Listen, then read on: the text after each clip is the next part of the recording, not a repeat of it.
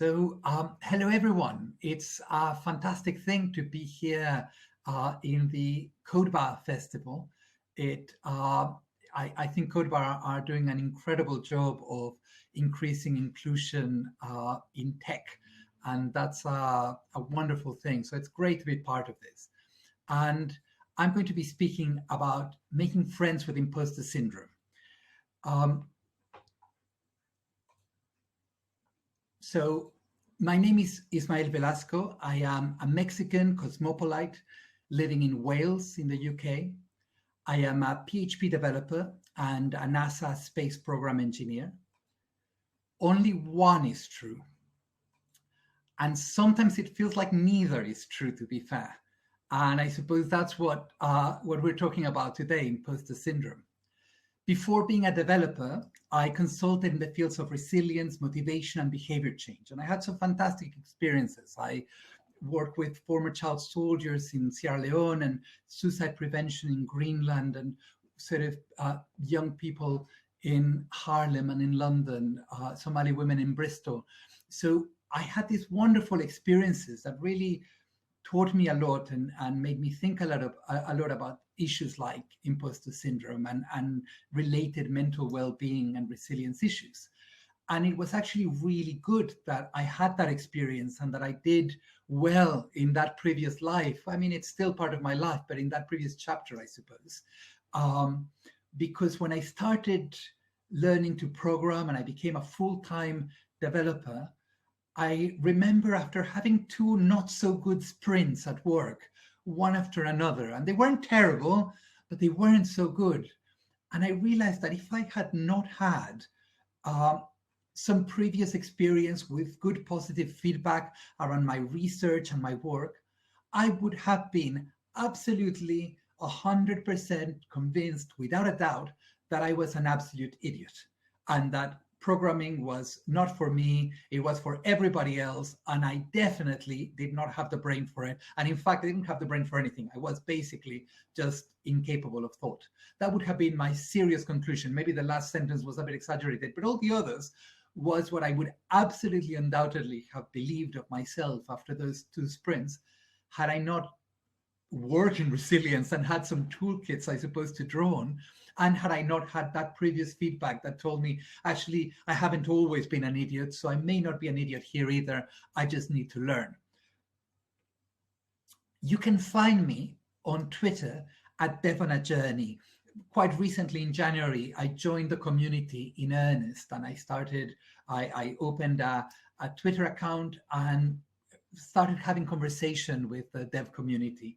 And it's been fantastic. It's been a wonderful, wonderful thing to be in that environment, to be having those conversations, to be inspired by people, to share from their experience. So I'd be very grateful if you reached out and helped me sort of expand that conversation, because it is one of the great sources of learning, of resilience, of well-being, of stimulation, and the same. So you might also hear every so often my child in the background. And I think that is part of this reality of authenticity, that I think is a gift in a sense that this lockdown has given us. I will also draw from my experience in this community to show that this imposter syndrome is really not just in my head or in your head. It is all around, and hopefully it will speak to you. So what is imposter syndrome? It's a psychological pattern in which an individual doubts their skills, talents, or accomplishments. So what I said before, can I do this? Do I have what it takes? Am I really just a fake? And that kind of thinking, particularly if you're in a professional environment, if you're in a company, it can create pressure. And secondly, the second component is having a persistent internalized fear of being exposed as a fraud. So half of it is feeling incapable of doing the job that you've set yourself or that you've been set. And the other half is the feeling that people are going to find out and things are going to get bad when people find out that you're actually a fraud. So that's what imposter syndrome is. And I think we're all familiar with that. I'm sure everyone who's here has thought about both of those elements. So this comes from Twitter. These are some of the experiences that might speak to you as well. Yesterday, I felt like I definitely am a developer. Today, I feel like I shouldn't be a developer. After all this time and building up experience, how can I still have imposter syndrome? What do you do when you don't feel you fit in? Sometimes I feel like I barely know anything about coding. Doesn't help that most of the other tech people at my level are male. How do you deal with imposter syndrome? Do you ever feel that you're not good enough to get paid for your services? Even if people you know tell you that your work is amazing. This is bothering me lately. If you really had it, you would not consider it fun. I work as a software engineer since 15 years, and this syndrome makes my life a nightmare. I'm starting to think I suck at my degree, but I really do enjoy programming. Ditto. Been a developer for virtually all my adult life. Feel it every day. Am I a real software engineer yet? What if we are all imposters? Are none of us imposters? The far side, save us. Wait a minute. Isn't anyone here a real sheep?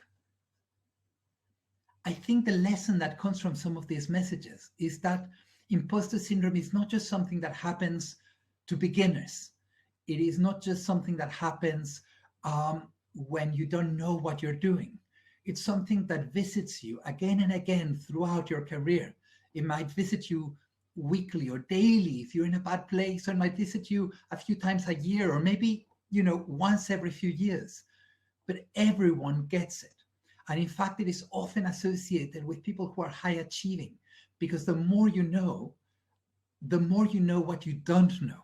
So there's something that we're not going to discuss in detail today, the Dunning-Kruger Effect, the notion that when you're first learning something, when you're first learning a subject, it is very easy to be overconfident. So if you're learning to play the guitar, you've learned your 5 chords, and somebody asks you, do you play the guitar? And you go, yeah, I can play the guitar. But then you study it properly, you get good, and suddenly you're surrounded by role models that really play. You also have a vision of what you really want to do musically, and it's more than just doing 5 or 6 chords. You really want to create something very rich, and your fingers just can't do it. So actually, sort of that first confidence is that part of the Dunning-Kruger effect, that sense of overconfidence when you're just beginning, that is followed by a fall, as it were, a big drop in confidence that then rises a bit more with sort of a bit more experience and mastery, but it never gets back to where it began at the beginning. There's always that sense of, now I know that I'm really good at this, but I also know that I don't know a million things. Somebody said, if you want help with your imposter syndrome, I've been programming for 15 years and I just forgot how loops work. We all get those things. I was living with a programmer who was my lodger. He had been programming for 40 years. He was an incredible programmer. He was working on guidance systems for tanks, and he had embedded systems. He knew so much. He knew more. He had forgotten more about programming than I have ever learned. And yet still, he failed every other technical interview. He was a consultant, so every few years he had to apply, and he didn't guarantee that he would pass. Someone else who is one of the leading programmers in his language, who creates runtimes, who's behind half the open source software out there for that language, was in a meetup, and they were saying, I'm speaking at this conference, and I'll admit I'm quite nervous, really, because everybody else really knows their stuff, and I don't know whether I'm going to sound like I just don't know what I'm talking about. So this phenomenon is not actually necessarily based on some objective reality. It is based on an outlook, on the way that we relate to ourselves, to our work, and the way that we relate to our peers, and the way, I suppose, we relate to our ideals. So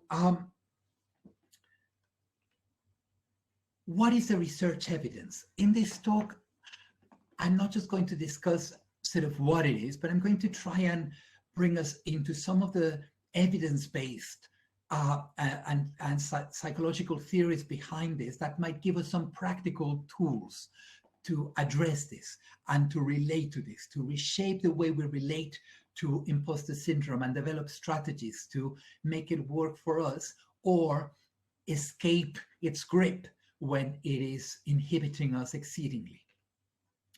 So in terms of the research, imposter syndrome was first coined in 1978 as the term imposter phenomenon, and that's how it's actually known in the academic literature. There is no such thing as a sort of official diagnostic syndrome. That's kind of our popular speak for it, probably because it has less syllables. But in the literature, it's described as the imposter phenomenon. There's only one literature review on this. Now, normally when there is an academic field, you have every few years, you have somebody who does a review of all the books, all the articles that have been written and what the state of the art is. But this is actually quite a small field, really. It's quite young. So there's only one literature review, and it only found 62 relevant studies on this imposter phenomenon, 50% in the last 8 years, which means that actually this has permeated our consciousness. We all care now. This is now something that has spoken to us. It's a concept. Imposter syndrome is a concept that has, outside of academia, in professionals and circles, it's become clearly a very useful concept for all of us, which is why you are here and I am here. And that has in turn stimulated some more research, but it's still really, compared to other areas, quite small. But the conclusion of that literature review that read those 62 studies is that it is real, it exists. It's not just in your head, this is a thing. It can affect anyone, whether you're a man or a woman, whether you're black or white, young or old. Everyone can be affected by imposter syndrome. Remember that Far Side cartoon? Everyone is wearing that mask at some point, pretending to be a sheep. Women and ethnic minorities might be more susceptible. The evidence is inconclusive. Some research, half of the research kind of shows they are, half of it not so much. And it's the same with age. Some evidence suggests that with age it kind of begins to go away, but with others it doesn't. So I think it's quite contextual. However, when we say that women and ethnic minorities might be more susceptible to imposter syndrome, that's just one way of framing it, and one has to be careful. As someone said on Twitter, by telling women and people of color they have imposter syndrome, you may be pathologizing their completely normal feelings of uncertainty and anxiety that people generally experience when they've been treated in a way that makes them feel invisible, devalued, excluded, or unsafe. If you are in your team and you are a woman or an ethnic minority and you make a suggestion and it gets ignored, and then a male white co-worker repeats the suggestion and it gets taken up, that's obviously going to affect your confidence. And therefore, you may develop imposter syndrome.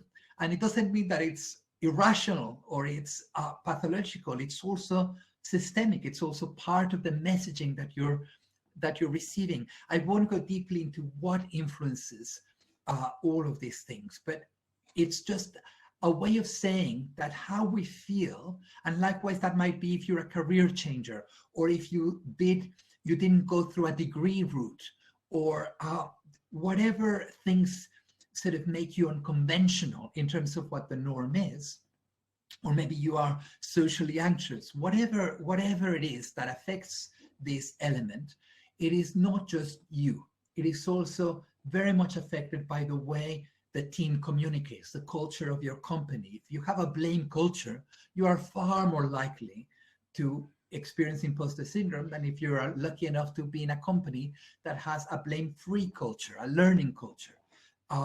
If you have a cohesive, supportive team, you are far less likely to experience it than if you are in a competitive, fragmented, or conflict-ridden team. So it's not just in your head, and it's not just you. It is part of your context as well.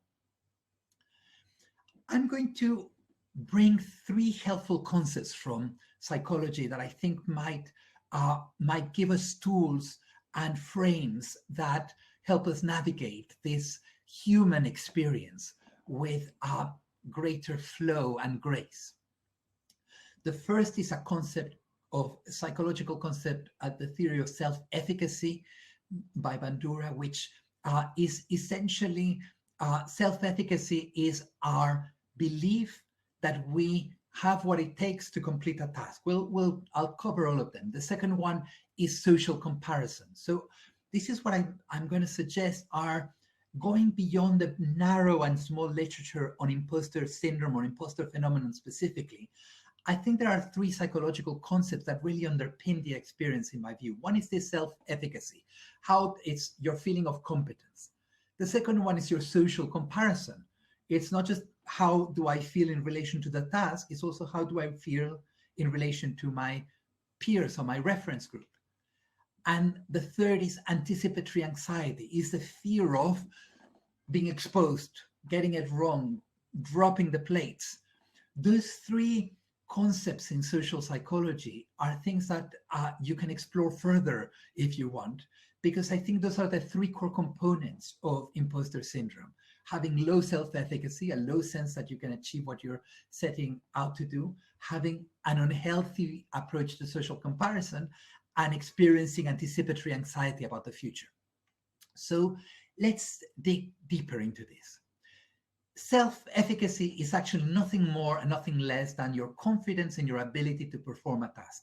If you have high confidence that you can perform a task, you have high self-efficacy. If you have low confidence that you can fulfill the task, you have low self-efficacy. Self-efficacy can reflect your actual ability. So I actually, know that I'm really interested in machine learning, but I've never actually programmed a machine learning algorithm, and I don't know. I don't speak Python, so I think if I have imposter syndrome, giving the job of developing a machine learning algorithm in a week's time, that imposter syndrome is an accurate reflection of my ability. It's probably not in my head. I can't. I'm taking on a task that exceeds my ability, and therefore I have low self-efficacy, and that's sort of a reality that fits the situation. Self-efficacy can also stretch your actual ability, or the other way around, as it were. If you take a task that is a little bit beyond you, so maybe I take on the machine learning task, working with PHP, which I have been working on more. That might be a stretch, but it might be less of a stretch. So it might be something that I feel uncertain whether I will be doing. I feel a bit of a fake. I feel a bit of an imposter syndrome. It's like I really don't know what I'm doing, but maybe it feels achievable. So it's something that stretches me as opposed to something that I feel fully competent. The first one, reflecting my actual ability, would be build a web page. That I feel fully capable of doing, and I am fully capable of doing. It doesn't stretch me. The second one, the machine learning in PHP, stretches me, or it can overstretch my actual ability. The original example of doing it in Python in a week, that if I have to do that or lose my job, I am going to experience a huge amount of anxiety because it overstretches my actual ability. So if you think about that, then from the point of view of ability, you have a comfort zone. The comfort zone is where your ability is fully equal to the task. Building a website for me, building a web page for me, that's my comfort zone. I don't have to worry. I don't have to sweat it. I have no imposter syndrome there. I feel I can do this. It is fine. Now, this is a zone of stasis. That means that or stasis. I'm Mexican, so my accent sometimes betrays me. Is it stasis or stasis? My guess is stasis. Anyway, or stasis, who knows? The point is that this is a point where you're neither going forward nor backward. If I build another web page using exactly the same skills that I already know, and I rinse and repeat, I am not being overstretched, I'm not being stretched, and I'm not growing. I am exactly where I started. If I do it 20 times, I am in exactly the same place. If I do it 100 times, I'm in exactly the same place, as long as I am within the same comfort zone. An example would be day 20 of 100 days of code. Officially, I have started the snake game development. Turned out to be too easy, yet complex at the end. This project will hopefully be finished overnight if possible. So this person started working and it was too easy. They're in their comfort zone. Clearly, this person is not experiencing imposter syndrome. They're actually quite relaxed, quite happy, feeling good. Then comes your stretch zone. This is where you are actually growing because you are beyond your comfort zone. You are not where you started. You are actually going further than where you started. Your ability is stretched by the task.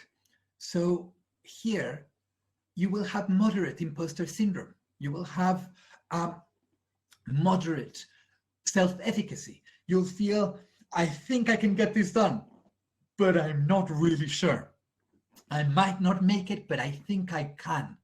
And that is a calculated risk, and it's a risk that will make you grow, because when you finish that, if you do it 2 or 3 times, it will eventually move down to the blue comfort zone. It will be part of your inventory, of your tool set. You know how to do that thing. If I do that machine learning algorithm in Python, or rather in PHP, 5 or 6 or 7 times, by the 8th time, I'm comfortable doing it. So true. I've been doing programming for over 25 years now and still feel imposter syndrome. But that's what keeps programming and IT fun. You're always learning and always stepping outside your comfort zone. So this is someone who is feeling imposter syndrome, even though they have so much experience. And that, if they're calling it imposter syndrome, is because it's not comfortable. It's because there is a fear of failure in there somewhere.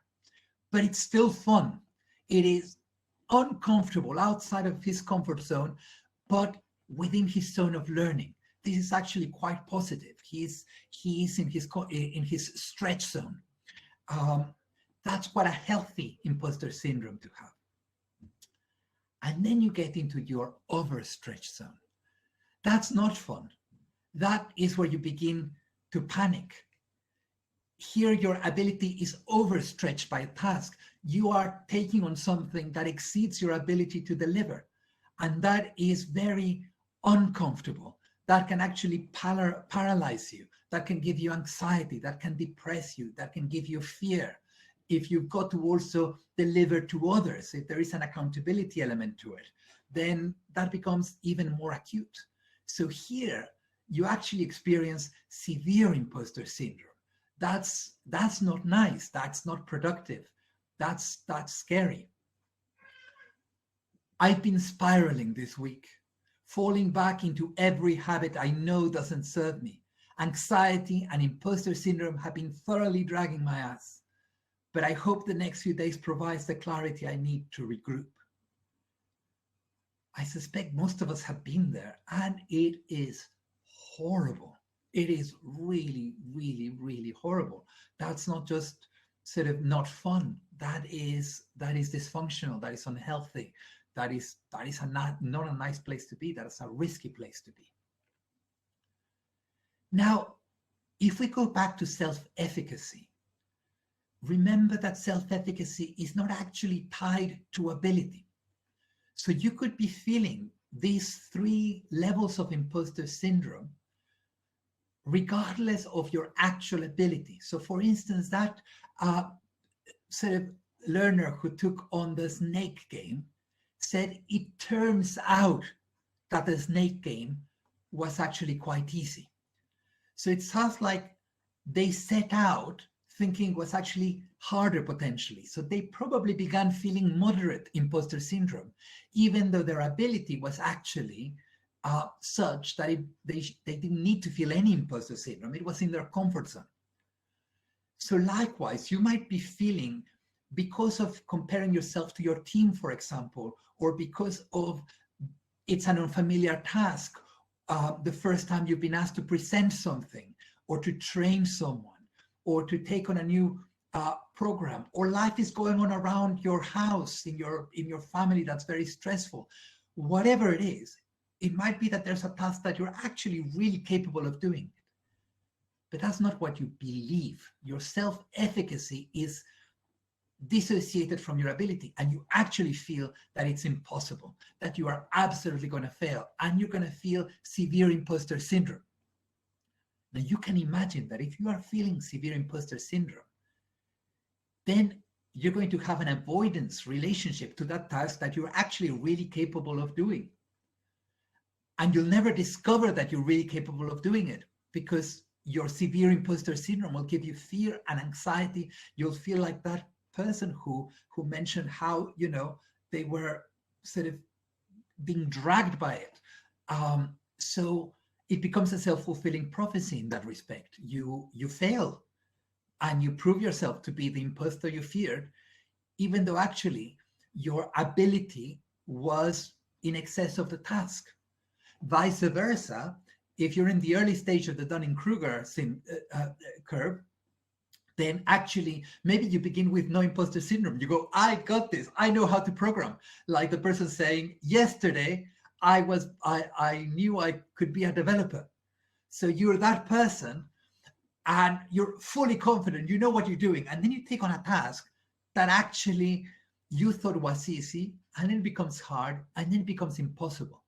And because there's such a disconnect between your initial identity and sense of self-efficacy, your really high self-efficacy, hitting the wall of reality in terms of your insufficient ability, then you might very quickly jump from no imposter syndrome straight to severe imposter syndrome. You go, I was kidding myself. I have no idea, and everybody's going to find out. And suddenly you're back into this environment where you cannot actually learn, you cannot fix, you cannot problem solve, because you're in that place, which is all a way of saying that actually, in some ways, what matters to manage and to relate to imposter syndrome is not your actual ability. Imposter syndrome does not actually give you feedback on your ability to do a task. If you have no imposter syndrome, it is no guarantee that you will be able to do this task. If you have severe imposter syndrome, it's no guarantee that you cannot do the task. It is a mental world. It's an inner experience. It also makes it no less real. Just because you can't tell, just because you might actually be way able to do it. For instance, maybe actually, I think that doing a machine learning algorithm in Python by next week, never having touched either, is impossible. But actually, the likelihood is that there are some really good tutorials out there. And I can just copy that tutorial and tweak it a bit, and I can probably come up with an MVP, bad quality, but working machine learning algorithm in Python, because I know enough PHP and I've thought about these things enough that I could actually learn it. So your experience of imposter syndrome is not to be fully trusted. It's not a guide to your actual ability, and vice versa. So that's why we've moved from waterfall to agile. We iterate, and the agile manifesto, the goal of it is to fail early. Failing is not an anomaly. It's not something that you've done wrong. It's weekly experiences for developers, right? Every week, every second week, we get stuck. We get completely stuck unless we are in the zone of stasis, in comfort zone, and we're just doing what we can do every time. But if we are actually in any growth area, we will very regularly in our careers, and I mean literally every month, experience a moment of being completely stumped and totally stuck. So failure is not the same as having an imposter syndrome. It's the coding of that fear of failure into this identity. So let's move on. Now, we've explored then self-efficacy. What are the tips that we can get from this? What actual tools can we get from understanding that these three zones and these three levels of imposter syndrome, of self-efficacy, of belief that we can do a task? I absolutely got this. Ooh, it's a stretch. I think I can do this. I have no idea. Oh my God, I've got this impossible task in front of me. I can't cope. So this is something that I developed in my work in resilience in the past, in many areas, in crisis response. Imagine that you've got three gears. Don't operate in the same way in each of those zones. When you are in the comfort zone, that calls for a different approach to your entire life than when you're in your stretch zone. And that calls for a different approach than when you're in your overstretch zone. If you behave and bring the tools and the approaches and the attitudes to the overstretch zone that you use in your comfort zone, it's going to explode. Conversely, if you relate to your comfort zone with the tools when you are absolutely overwhelmed, that's also not going to work. So the idea is then to create three gears: your comfort zone gear, your stretch zone gear, and your overstretch zone gear. So what is your comfort zone gear? You can use it for respite, right? So if it's kind of a place of stasis, you're not growing, it's not particularly exciting, it doesn't make you grow, it doesn't give you any new learning, but actually it's nice to have some things you don't have to think about, isn't it? Particularly when there are things that you're trying to learn. So in your work, identify the areas that are your comfort zone. Make a list. What are the parts of coding that you're actually really comfortable with? What are the things that you really know how to do that don't actually give you imposter syndrome? Those can be places you can go to in between learning. You can cycle between your comfort zone and your stretch zone. You don't have to stay in your stretch zone all the time. You don't have to stay in your comfort zone all the time. In an ideal scenario, you're moving back and forth. So your comfort, you can change gears. You go, okay, now I've been stretched for quite a bit. I'm going to change into comfort zone gear. And I'm going to go and engage in tasks that I'm fully competent and comfortable in for a while. Or I'm going to start this learning one. I'm going to start my stretch task from my comfort zone task. Rather than begin from what stretches me, I'm going to begin by building everything I know how to do and then move outwards. We'll come back to that. Now, if in your job you are only in your comfort zone, and I imagine everyone who's here probably isn't, because otherwise you probably wouldn't be here, because you'd go, I have no imposter syndrome. But if at some point you are in a place where you're not experiencing any imposter syndrome, actually that's not a very healthy place to be. So when you're doing very routine tasks, so that web page example, I'm doing the web page again and again. I've got 100 web pages. I built a package to build those web pages. It takes me sort of 5 minutes, and then I have to tweak for an hour.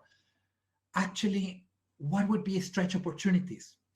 How can I take this to the next level? Do the same routine task, but learn something about what's going on under the hood.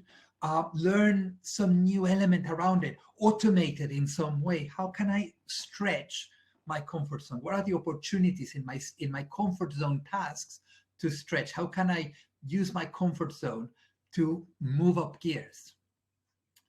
Also recognize stagnation.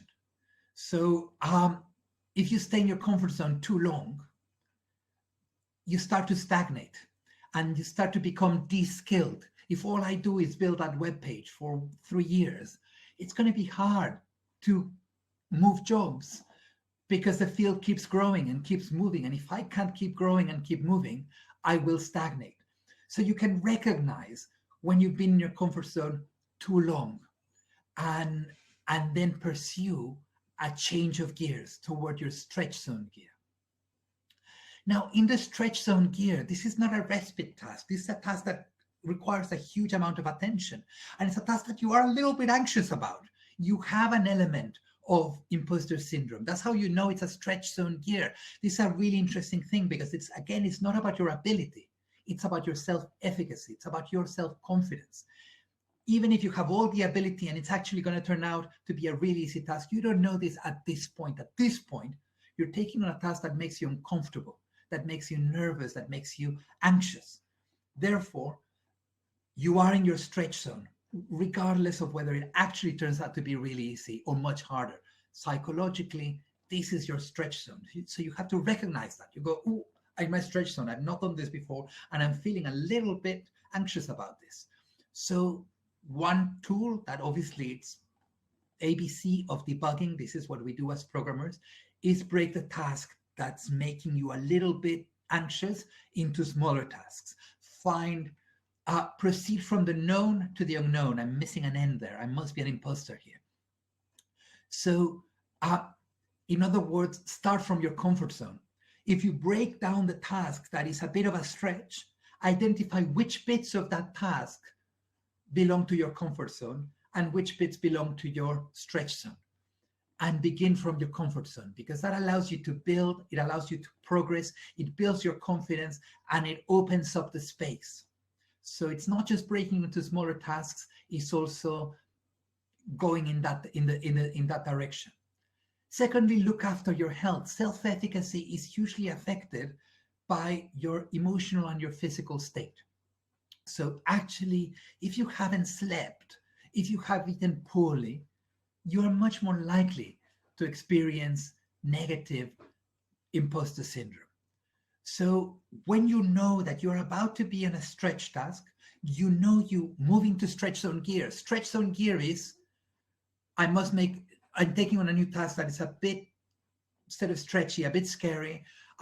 This week, I'm going to absolutely prioritize my sleep, my food, my exercise, my breaks from work, my time with loved ones, my time alone.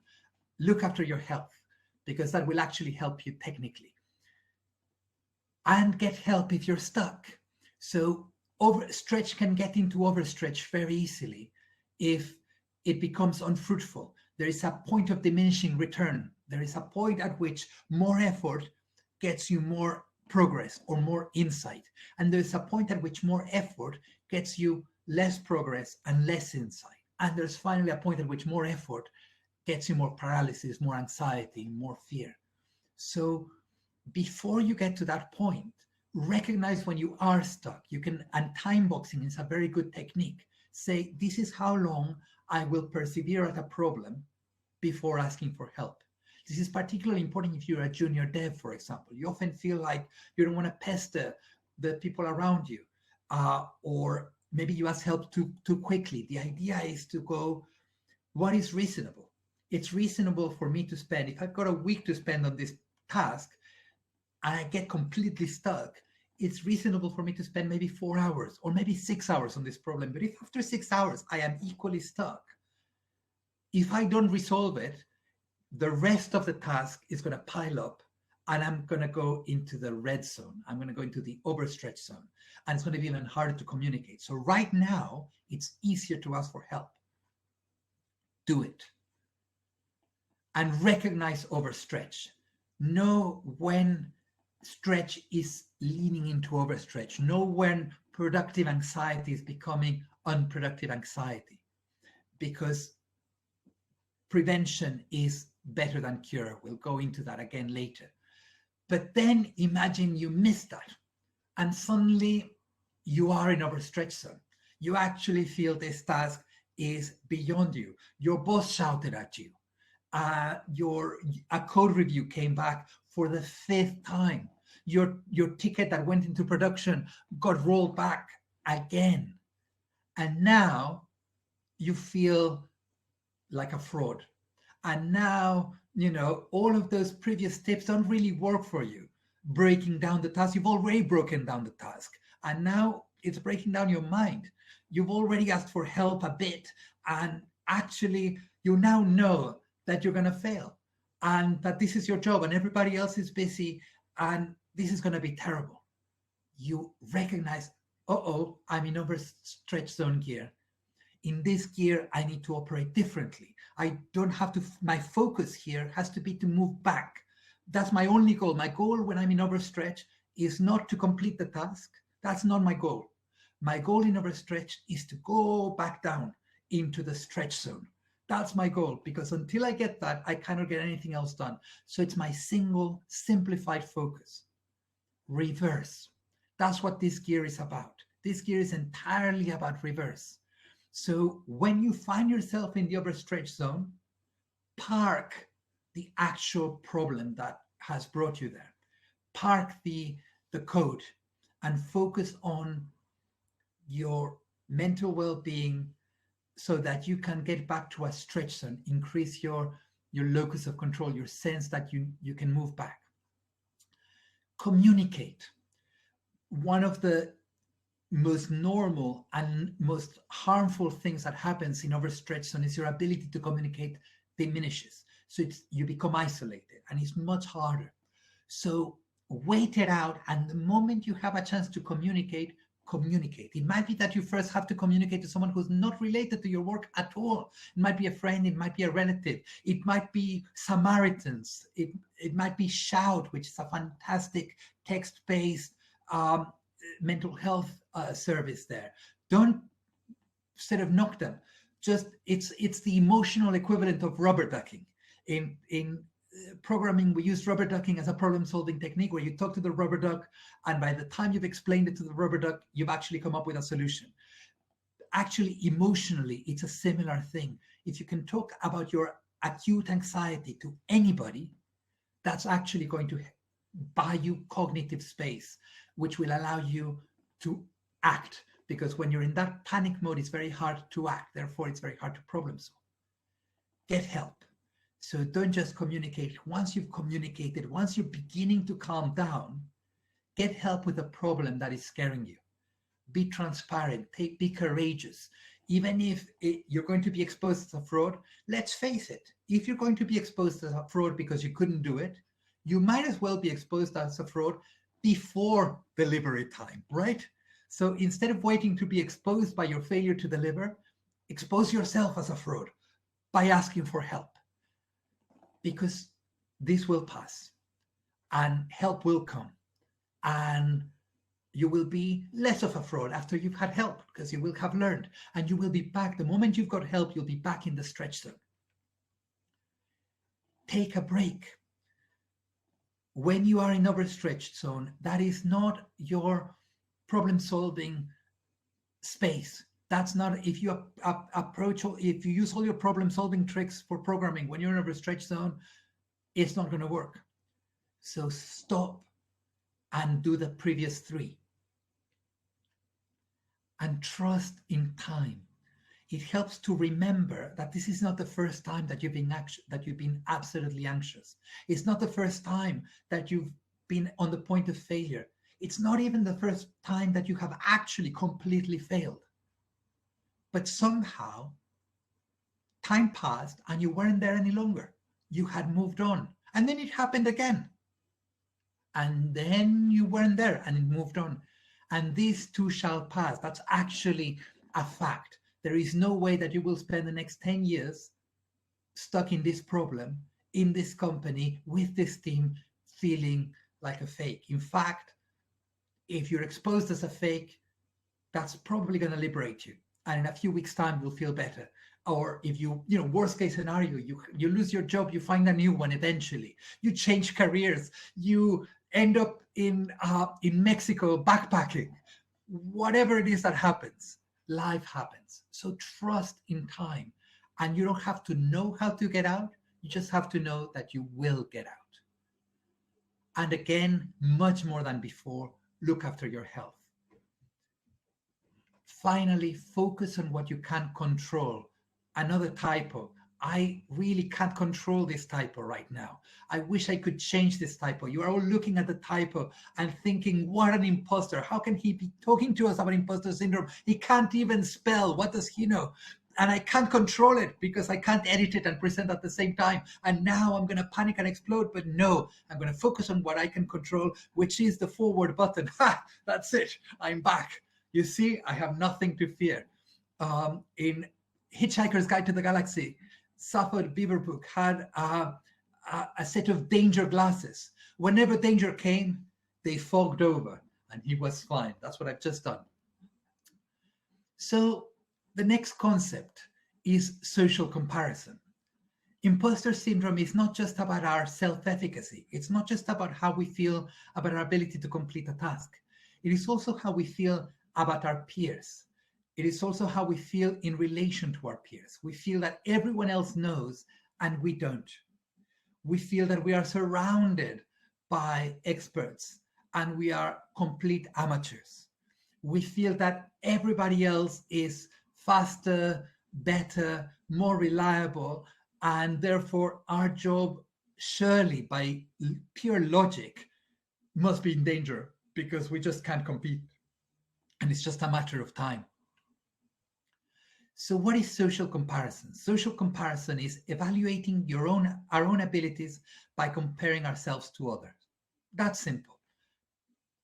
And we do this because we're uncertain. We don't really know what our abilities. This is a cognitive need that we have to understand where we fit. We benchmark naturally. So we benchmark against those around us. So if we're really fast at something, someone's very slow, we say, I'm really good at this. If I'm really slow at something, someone's really fast, say, I'm really bad at this, until the really fast person obviously crashes the server and your really slow code is actually, really resilient. And then you go, maybe it's the other way around. But that's how it goes. We evaluate ourselves in relation to others. Social comparison can be upward or downward social comparison. Upward comparison is when you compare yourself to those who you perceive to be ahead of you in some way. Downward comparison is when you compare yourself to those who you perceive to be behind you in some way. So we do both of these things naturally. Social comparison can focus on similarities or on contrast. You can compare yourself to someone to see, how am I similar to this person? Or you can compare yourself to say, how am I different from this person? Everybody around me knows a lot more than me. There I am comparing myself upwards and in a contrast approach. I am contrasting myself with everyone. I'm looking for dissimilarities. I'm saying all the people who are above me and finding in what ways they are different from me. And that can make me feel pretty poorly in that respect. Or I could look at people who I perceive to be my seniors and go, look, they are dealing with this in the same way as I am. Or they had the same career trajectory. They are also a bootcamp graduate, and yet here they are. I am looking for similarities here. It can be the same downward. You can look at someone who you feel that actually is a really, really bad coder and who, is the person no one wants to work with. Or, for example, someone who left a job and left code that everybody criticizes. Every time they come, I've been in that scenario. I've been in a company where somebody had worked, they had left the job. By the time I came in, I never met them. But his name had become a curse word. Every time there was something bad with the code base, it was that guy's code. And people just spoke really badly of him and of that code consistently. And of course, as I was starting my job there, I was thinking, am I that person? His name was not Tom, but let's call him Tom. Am I Tom? Am I Harry? Am I that guy? I don't know. So I'm suddenly looking at that downward comparison and looking for similarities. It's like, I'm the same. Or I could look for contrast. Well, I'm really bad, but I'm not that bad. That's really good. And it can be automatic or unconscious. So these comparisons happen all the time. All the time. We naturally compare ourselves to each other. That's how we understand where we fit in the world. That's how we evaluate our abilities. But it can also be conscious. And this is the opportunity. You can choose how to compare yourself. You can take control over your automatic process of social comparison and choose the direction in which you will compare yourself in order to grow. I'd meet engineers who had been coding since elementary school or even high schoolers taking programming classes and think, wow, I'm so behind. Comparing myself to these people would give me intense imposter syndrome. I love watching senior dev live streaming because I can see with my own eyes that they don't know it all. They get confused by things too. They forget and mess up. Basically, that all this is normal. And as long as I keep going, I will be okay too. So the last one was upward social comparison for contrast. This was upward social comparison for similarity. Whenever I think someone is unrealistically better than me, I try to pair program with them for a while, and I realize we're all human. There is no superhuman programmer. So you can see how this person made a conscious choice in her approach to social comparison. She took control of her social comparison process and developed an approach that resulted in growth. The first person's social comparison was automatic and it was very destructive. The second person's social comparison also was a little bit automatic, but very empowering because it focused on similarities. This person has obviously gone through all this enough times that they've developed a systematic approach to their own social comparison that allows them to combat imposter syndrome. So what are some tips from social comparison? The first is to choose your bias. So for upward comparison, focus on similarities. Look for things that are similar between yourself and the people you admire, the people you think are beyond you. Have they also struggled with imposter syndrome? Ask them. They'll probably say, yes, I have, last week. And that will probably make you feel better. Have they had any really bad sprints? They'll probably say, yes, I have. Once that programmer I told you about, who sort of had been programming for 40 years, who lived with me, once destroyed the entire database of Manchester University, the entire student database. Luckily, there were backups, but he destroyed the whole thing. Seek encouraging role models. Seek mentors who can give you upward comparisons that are encouraging, where maybe you can see they know a lot more than you do. But instead of feeling like an idiot, you actually feel like you've got a path to move toward them. You've got a route, you've got mentoring. Use timelines. When you feel next to your peers like you are a fraud or like you cannot achieve your goals, well, it is probably true that you cannot achieve those goals in the next week. But over a period of however long they've been programming, however long you've been programming, or however long you intend to program, you will be able to catch up, to gain the skills you miss. So give yourself a timeline. Set goals. Those goals will give you control over that upward comparison. What would be my goals to reach those examples? And focus on progression, not arrival. Focus not on how you get to their point, but how you advance from when you started. And formulate the next step. That's the bit that you have to always focus on. Whenever you experience that upward comparison, think, if I want to get closer to that, forget about the whole journey to become those people. What would be my next step? Just focus on your next step and take action. In terms of downward comparison, you can choose to search for past similarities. In other words, when you see someone who's struggling, remember when you were struggling in the past, and that will help you. You go, oh yes, I was there and I'm not there anymore. That's quite encouraging because it's also generous. It means that you're not judging them. You're actually identifying yourself with them. It keeps you humble, but it also encourages you. Search for present contrast. So if you've gone for past similarity, in the past, I used to be exactly where that person was, but today I'm in a really different place. That can be quite encouraging. That can allow you to realize that, however far you are from where you want to be, you're also quite far from when you started. And so progress is possible and likely inevitable ahead. Keep humble. When you do downward comparisons, do not let arrogance beat you, because that person who is behind you in one area is undoubtedly ahead of you in some other area, whether they're junior or senior, whether they're apprentices or new, whether they've never coded before, whether they're your product manager, whoever it is. There are areas that they are way ahead of you and areas that are way behind, and that's universal. And be generous, pass it on. Whenever you find someone, seek to focus on seeking imposter syndrome in others, and provide encouragement. That can actually help with your own imposter syndrome. If you have that focus on finding where people are struggling, you'll find it in everyone, above and below you in that sense, upward and downward. And finally, from comparison to engagement. All these comparisons are happening in your head, but actually talk to people. Engage with the people you think are ahead or above you. Seek mentees, engage with the people you can mentor. This might be actually peers.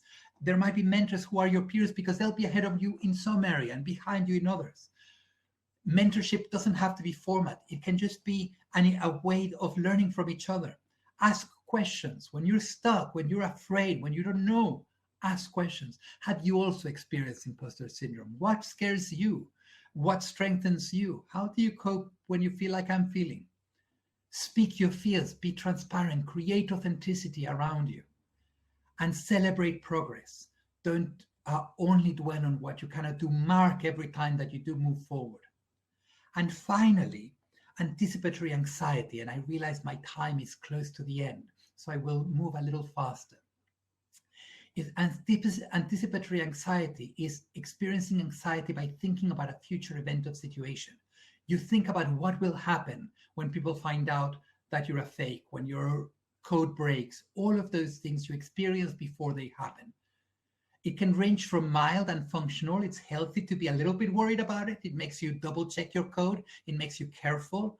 Or it can be severe and dysfunctional, can completely paralyze you, give you panic attacks, etc.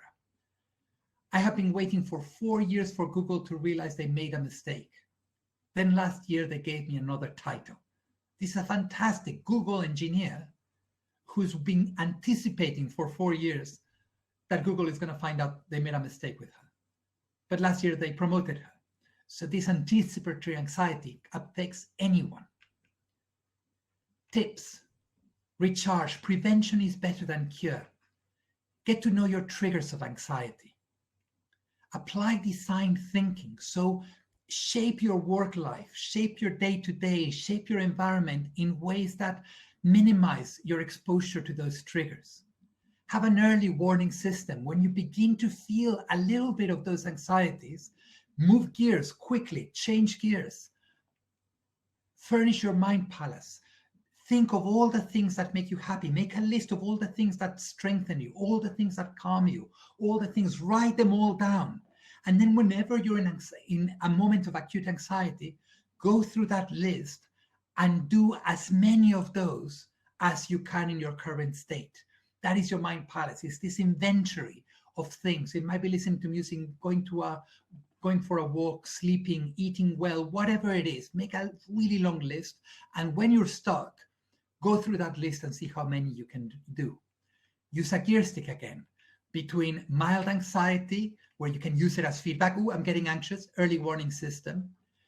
Design margins into your life so you're not operating at a point where if anxiety kicks in, you cannot function. Always operate below 100%, because 100% when you're doing well becomes 120%. So always building margins into your work, your estimates, and your life. Dispute ideas. This is a technique. Whenever you're being told this is going to be terrible, in a week I'm going to crash, use your brain to counter-argue against you. On the other hand, it could go well if, or it might not be so bad. All of those things can help you. And above all, take action. Action is what moves you from this state. Whatever action is, it is take a single step. When it is severe, breathe, distract yourself from anxiety, and communicate. And finally, spend your time assembling a toolkit for managing anxiety. Relaxation techniques like the yoga session we had before, this mind palace that I mentioned, trusted friends you can go to when you're completely stuck, having margins, time boxing your worries, saying, I'm not going to worry until between 1 and 2 p.m. today. At 1 or 2 p.m., I'm going to devote an hour to worrying about this. This is actually a technique that has some evidence behind it. Get some therapy, whether it's sort of crisis therapy, CBT because it's extreme, or deeper therapy if it's a regular thing, but consider getting therapy. And have transparency at work. When you are experiencing acute anxiety, I know it's extremely hard. So once you're not experiencing anxiety, if you're prone to it, say this to your colleagues, say this to your work. Say, I'm feeling really happy right now, but I have to let you know that I am prone to anxiety. So this may happen, and this is what helps me. Be really transparent, and this builds your margins. And finally, map pathways, map ways out of this spot. So is anyone here a real sheep? You can see that all of these are universal experiences. When you do that, you start seeking the wolf inside the sheep. Obviously, that doesn't work with the metaphors behind them, but the idea is authenticity helps everyone. Seek that authenticity. Be the first to take that mask off, and others will take it around you. Thank you very, very much. I know I've taken my whole time, but you can find me on that email and that and Twitter. Please connect. I'd look forward to talking to you. Thank you very, very much.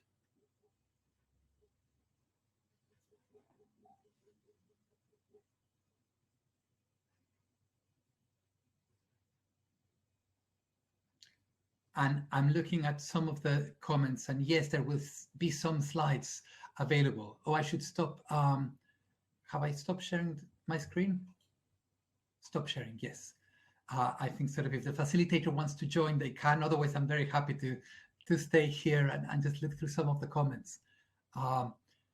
Richard Herring made the useful point that the overconfident are the ones who should change to make the world a better place. Looking at male, female world leaders, civilians in responding to COVID. So I think that's a really good point, that actually how, we may not be aware of when we come across as confident. So using our moments of confidence to seek the people who are feeling nervous, finding those moments in Slack one-to-one, saying, I felt you nervous at Scrum, are you all right? All of those things. So thank you very much. It's been wonderful to share with everyone. And the slides, I imagine, I'll certainly make them available. So I imagine Codebar will make it available. And obviously the whole thing is being recorded. So it should be out.